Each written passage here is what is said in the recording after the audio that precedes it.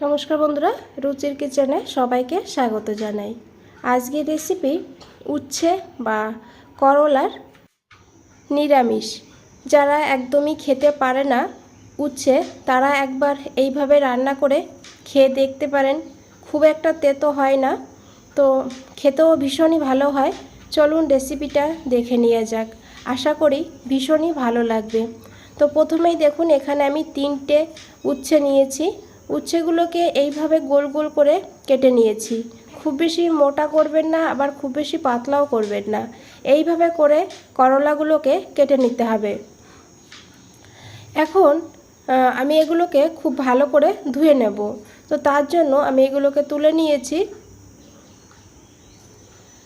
আর এদিকে দেখুন, আমি নিয়েছি এর সঙ্গে একটা আলু, মিডিয়াম সাইজের একটা আলু নিয়েছি। আলুটাকে এইভাবে ডুমু ডুমু করে কেটে নিতে হবে, তবে একটু ছোট করে কেটে নিতে হবে। দেখুন এইভাবে। এদিকে বন্ধুরা, উচ্ছেগুলোকে খুব ভালো করে ধুয়ে নিয়ে নিয়েছি একটা প্লেটে। দেখুন, আর যে শক্ত বীজগুলো ছিল সেই বীজগুলো কিন্তু আমি বের করে ফেলে দিয়েছি। আর নরম বীজগুলো দেখুন রেখে দিয়েছি। তো শক্ত যদি হয়ে যায় বীজগুলো, তখন কিন্তু সেগুলোকে তুলে ফেলে দিতে হবে। আর তারপরে দেখুন, এদিকে আমি নিয়েছি 1/4 চামচ লবণ, আর তার সঙ্গে নিয়েছি 1 চামচ লেবুর রস। লেবুর রসটা এইভাবে চেপে চেপে লেবুর থেকে রসটা বের করে নিতে হবে। আর এখন হাত দিয়ে খুব ভালো করে এইভাবে মেখে নিতে হবে।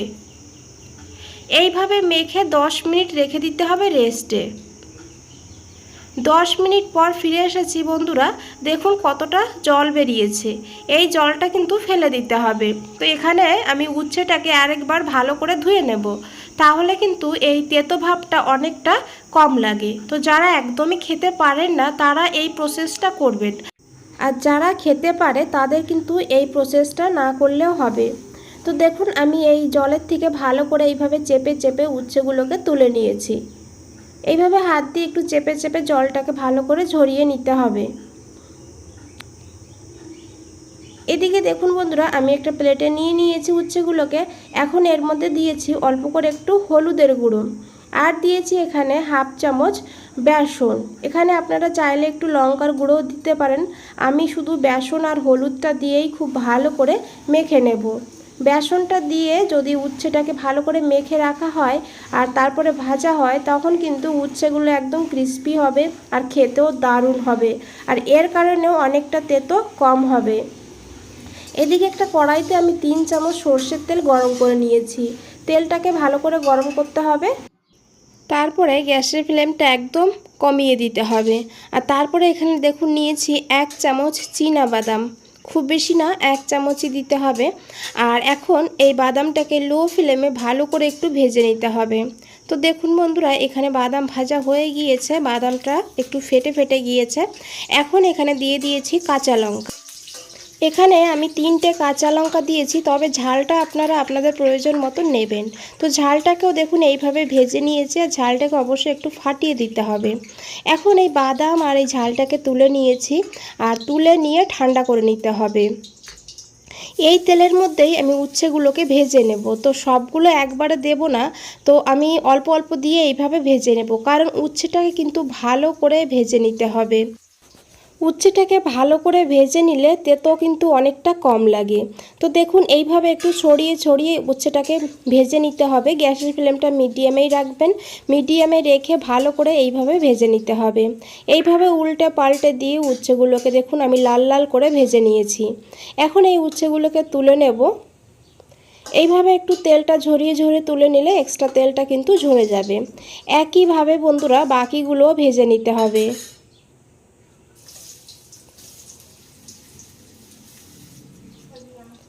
তো দেখুন বাকিগুলো ভেজে নিয়েছি, আর এখন তুলে নেব।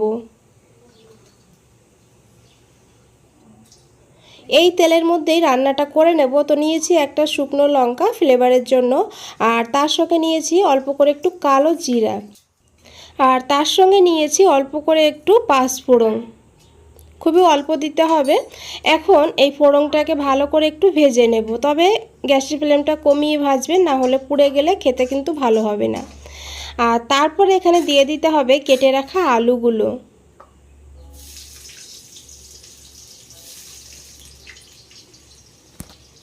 এখন আলুটাকে ভালো করে ভেজে নেব। তো আলুটাকে কিন্তু লাল লাল করে একটু ভেজে নিতে হবে। এদিকে দেখুন আমি অল্প করে একটু আদা নিয়েছি আর একটা টমেটো নিয়েছি। আদা আর টমেটোটাকে গ্রেট করে নেব। এদিকে দেখুন আলুও ভাজা হয়ে গিয়েছে, আলুটা কিন্তু লাল হয়ে গিয়েছে। দেখুন এইভাবে ভালো করে আলুটাকে ভেজে নিতে হবে। তারপর এখানে দিতে হবে আদা। যে আদাটা নিয়েছিলাম সেই আদাটাকে আমি গ্রেট করে দিয়ে দিয়েছি। আদাটাকেও একটু ভেজে নিতে হবে যেন আদার কাঁচা গন্ধ না থাকে। তারপরে দিয়েছি এখানে টমেটোটাকেও গ্রেট করে দিয়ে দিয়েছি। টমেটো বেটে না হলে গ্রেট করে দেবেন, এতে কিন্তু এই গ্রেভিটা ঘন হবে আর খেতেও খুবই ভালো হবে। দিয়েছি পরিমাণ মতন লবণ, দিয়েছি হাফ চামচ হলুদের গুঁড়ো, আর দিয়েছি এখানে একটু কাশ্মীরি লঙ্কার গুঁড়ো কালারের জন্য, তবে এতে ঝাল হবে না। আপনারা না দিতে চাইলে না দিয়েও রান্নাটা করতে পারেন। এখন এই মশলাটাকে ভালো করে একটু কষিয়ে নেব। তো গ্যাসের ফ্লেমটা মিডিয়ামে রেখে ভালো করে মশলাটাকে কষিয়ে নিতে হবে। এইভাবে আলুর সঙ্গে মশলাটাকে কষিয়ে নিলে আলুটাও সিদ্ধ হয়ে যাবে, আবার মশলাটাও কষানো হবে, এতে সময়ও কম লাগবে। এদিকে বন্ধুরা আমি আরও একটা মশলা বানিয়ে নিয়েছিলাম, দেখুন কিভাবে। প্রথমে নিয়েছি 1/4 চামচ গোটা জিরে, হাফ চামচ নিয়েছি কালো সর্ষে, আর হাফ চামচ নিয়েছি এখানে সাদা বা হলুদ সর্ষে। আপনারা চাইলে যে কোনো এক ধরনের সর্ষে দিয়েও বানাতে পারেন রেসিপিটা, তবে 2 ধরনের সর্ষেতে কিন্তু 2 রকম টেস্ট হয়। তারপরে দিয়েছি হাফ চামচ পোস্তর জায়গায় আপনারা সাদা তিলও নিতে পারেন। তো দেখুন জল ছাড়া প্রথমে এইভাবে গুঁড়ো করে নিয়েছি। তারপরে এখানে দিয়ে দিয়েছি এই বাদামগুলো, ভেজে রাখা বাদাম আর কাঁচা লঙ্কা, আর দিয়েছি একটু লবণটা দিলে তাহলে মশলাটা একদম মিহি করে বাটা হবে। দিয়ে দিতে হবে একটু জলটা দিয়ে মশলাটাকে একদম স্মুথ করে দেখুন বেটে নিয়েছি। এইভাবে ভালো করে মশলাটাকে বেটে নিতে হবে। এদিকে দেখুন এইদিকে এই মশলাটাও কিন্তু একদম কষানো হয়ে গিয়েছে, মশলার থেকে তেল ছেড়ে দিয়েছে। এখন এই বেটে রাখা মশলাটা দিয়ে দিতে হবে। জার ধুয়ে অল্প করে একটু জলও যোগ করে দিয়েছি। এখন খুব ভালো করে মিশিয়ে নেব। তো 1 থেকে 1.5 মিনিট কষিয়ে নেব, খুব বেশি কষাতে হবে না, কারণ বাদামটা তো ভেজেই নিয়েছিলাম, আর সর্ষে খুব বেশি কষানো হয়ে গেলে স্বাদটা কিন্তু থাকে না। তো দেখুন এখানে কষানো হয়ে গিয়েছে। এখন এখানে দিয়ে দিতে হবে ভেজে রাখা উচ্ছেটাকে দিয়েও খুব ভালো করে মশলার সঙ্গে একটু কষিয়ে নেব। বন্ধুরা রেসিপিটা ভালো লাগলে অবশ্যই একটা লাইক করে দেবেন, চ্যানেলটাকে সাবস্ক্রাইব করে পাশে থাকবেন, নিচে বেল আইকনটা আছে প্রেস করে রাখবেন, যখনই নতুন কোনো রেসিপি দেব সবার আগে আপনাদের কাছেই পৌঁছে যাবে। তো দেখুন খুব ভালো করে কষিয়ে নেওয়ার পর এখানে দিয়ে দিয়েছি পরিমাণ মতন গরম জল। অবশ্যই হালকা গরম জল দিতে হবে। এখানে আমি এই বাটির 1.5 বাটি প্রায় জল দিয়েছি। এইভাবে জলটা দিয়েছি, দেখুন খুব ভালো করে মিশিয়ে নিয়েছি। আর এখন দিয়েছি 2টো চেরা কাঁচা লঙ্কা সুন্দর একটা ফ্লেভারের জন্য, আর দিয়েছি হাফ চামচ কাঁচা সর্ষের তেল। এখন ঢাকা দিয়ে 3 থেকে 4 মিনিট রান্না করব, কারণ আলুটা কিন্তু সিদ্ধ হয়েই গিয়েছে আর উচ্ছেটা তো ভালো করে ভেজেই নিয়েছিলাম। 4 মিনিট পর ঢাকনাটা খুলে নিয়েছি। এখন একবার খুব ভালো করে মিশিয়ে নিয়েছি। এখন দেখুন এদিকে আলুটা বেশ ভালোভাবে সিদ্ধ হয়েছে, উচ্ছেটা হয়েই গিয়েছে দেখুন। আর এখন এখানে দিয়েছি একটু চিনি, অবশ্যই একটু চিনি দিয়ে দেবেন, উচ্ছেটা যেহেতু তেতো তাই একটু চিনি দিলে টেস্টটা ভালোভাবে ব্যালেন্স হবে। এখন খুব ভালো করে মিশিয়ে নিতে হবে, তারপরে গ্যাসটা বন্ধ করে দিতে হবে। আর তারপরে এখানে আমি নিয়েছি লেবুর রস, 1 চামচ মতন লেবুর রস দিতে হবে। এই লেবুর রসটা দেওয়ার কারণে দারুণ একটা টেস্ট হবে। তো বন্ধুরা একবার হলো এইভাবে বানিয়ে দেখবেন, তারপরে কমেন্টে জানাবেন। বন্ধুরা রেসিপিটা ভালো লাগলে অবশ্যই একটা লাইক করে দেবেন, যতটা পারেন বন্ধুদের কাছে শেয়ার করবেন। বন্ধুরা আজ তাহলে এই পর্যন্তই, ফিরে আসছি নতুন কোনো রেসিপি নিয়ে।